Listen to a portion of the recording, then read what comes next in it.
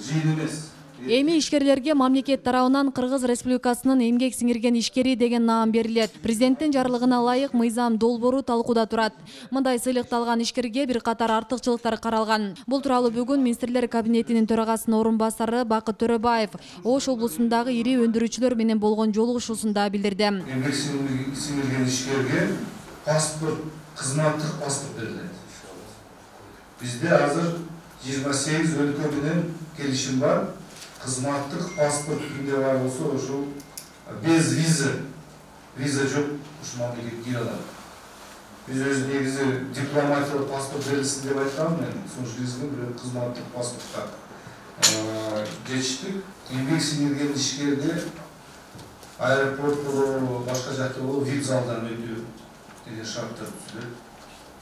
Кийинки маселе мамлекеттик визит болсо президенттин, ушул мамлекеттик визитке ушу атактуу биздин ишкерибиз чогуу визитке кошулат. Эмгек сиңирген ишкер наамын берүүдө бир катар критерийлер каралган. Анда жаран ишкерлик жаатында 15 жылдан кем эмес иштеген, кылмыш жана сот жоопкерчилигине тартылбаган, Кыргыз Республикасынын экономикасынын өсүшүнө олуттуу салым кошкон болушу шарт. Экономика жана коммерция министринин биринчи орун басары Чоро Сейитов наам берүүдөгү талаптар менен тааныштырып жатып, сунуштардын негизинде мыйзам долбооруна өзгөртүү болорун белгилейт. Салык боюнча мен түшүнбөй калдым, канча төлөш керек бир жылда салык? 10 миллионду? 5 миллион. 5 миллион устав капитал. Уставный капитал, обороттук актив 500 миллион сом дейт.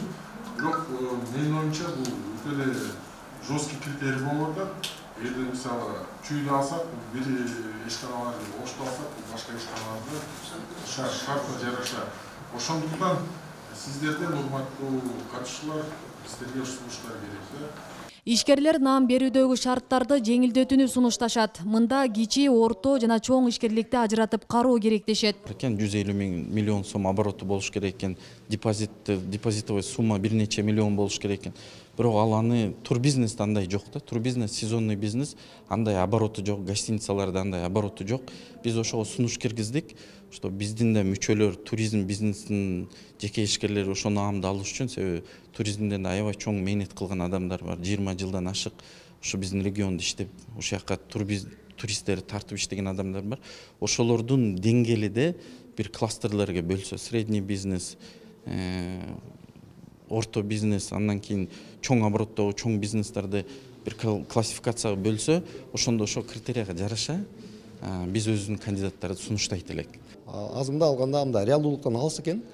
Себеби 150 миллион сом салык төлөгөн болуш экен да бир жылда. Бул демек уже миңдеген ишкерлер дароо бул эмеге, бул сыйлыкка уже көздөбөй умтулбай калат да. Жолугушуу эркин форматта өтүп, чогулгандар ишкерликти жүргүзүүдөгү жаралып жаткан көйгөйлөр тууралуу айтып, аны чечүүгө көмөк сурашты. Аны менен кошо ишкерлер менен тыгыз иштешүү максатында атайын бир ассоциация түзүү сүйлөшүлдү. Бизде азыркы күндө 400 кыз иштеп атат.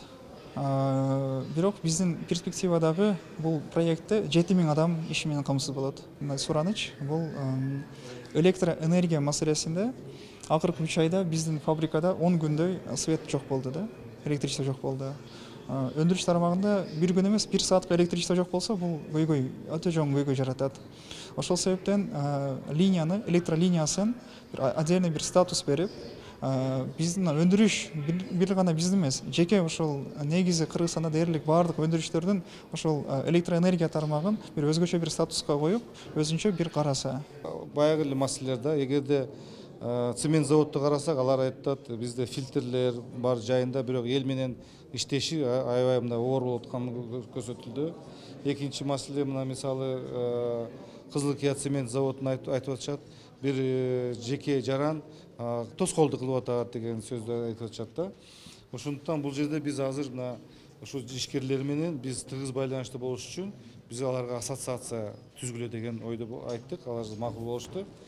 Ушул эле күнү Министрлер кабинетинин төрагасынын орун басары Бакыт Төрөбаев облус аймагындагы өндүрүүчү ишканалардын жана пахта заводдорунун жетекчилери менен жолугуп бир катар маселелерди талкуулады.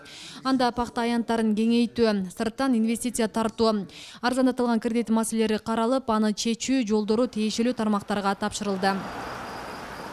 Асия Сыдыкова, Илимбек Турсунбай уулу, Регион телеканалы, Ош облусу.